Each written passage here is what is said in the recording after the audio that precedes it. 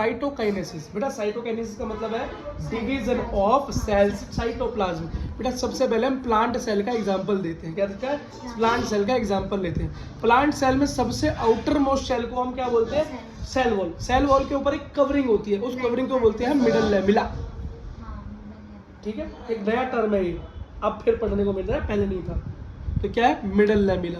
तो middle lamella सबसे outer wall को क्या कर रही है? प्रोटेक्ट कर रही है सेल वॉल को।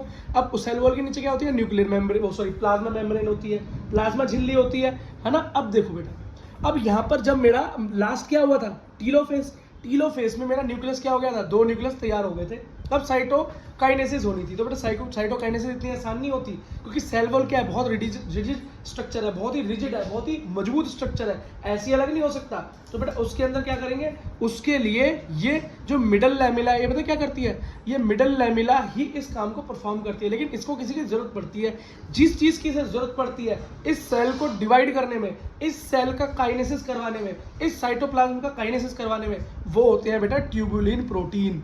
कौन होते हैं? Tubulin protein. बहुत इंपॉर्टेंट, नीट के लिए इंपॉर्टेंट, आपसे पूछेंगे साइटोकाइनेसिस में हेल्प करने वाली प्रोटीन प्लांट सेल के लिए क्या है? ट्यूबुलिन प्रोटीन है। बेटा बीच में देखो ट्यूबुलिन प्रोटीन आ जाता है। ये ट्यूबुलिन प्रोटीन किसके साथ गैंग बनाता है? ये गैंग बनाता है गोल्जी एपरेटस के साथ। किसके साथ? गोल्जी बॉडी के साथ। ठीक है, गोल्जी बॉडी इसको सामान प्रोवाइड करता रहता है, ये प्रोटीन बनाता रहता है, वो पैकिंग करता रहता है। उसका काम तो पैकिंग का है ना। यहाँ से बेटा क्या बनना शुरू होती है? सबसे पहली लेयर बनाता है, क्या बनाता है? ये बनाता है मिडल लैमेला।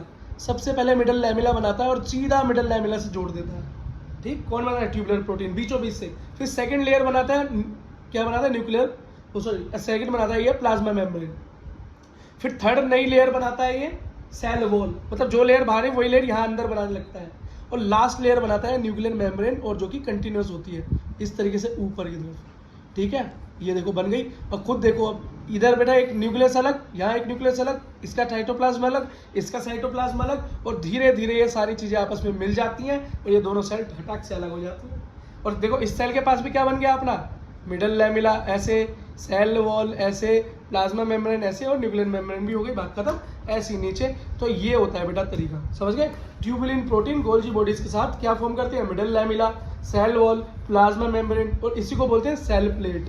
ये जो बहुत सारी नई नई वॉल बनती है ना, इसको सेल प्लेट भी बोल देते हैं। तो बेटा इसको क्या बोलते हैं? Cytokinesis in plant cell.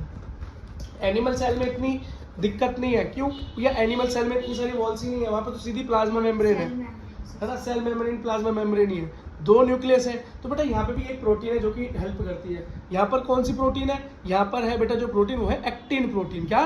Actin protein. Actin protein क्या करती है? बड़ी एक्टिवली एक रिंग बनाती है। क्या बनाती है?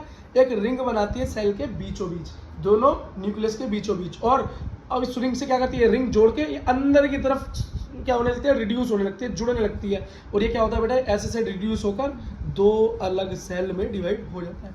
देखो कितना सारा है। इसके लिए हेल्प कौन करता है? Actin protein. कौन? एक्टिन। हाँ, ठीक है। और बेटा इसी को क्या बोलते हैं? Ring formation. ये रिंग फॉर्मेशन हो गई। और इसी रिंग को क्या बोलते हैं? माइक्रोफिलामेंट भी बोल देते हैं। या बेटा एक और, इसको बोलते हैं स्क्वीजिंग इनसाइड, कि स्क्वीज हो गया ना अंदर की तरफ। इस बेटा इस तरीके को फुरो मेथड भी बोलते हैं। क्या बोलते हैं? फुरो मेथड बोलते हैं। क्या बोलते हैं? फुरो मेथड बोलते हैं। बेटा इसी के साथ आपका साइटोकाइनेसिस खत्म।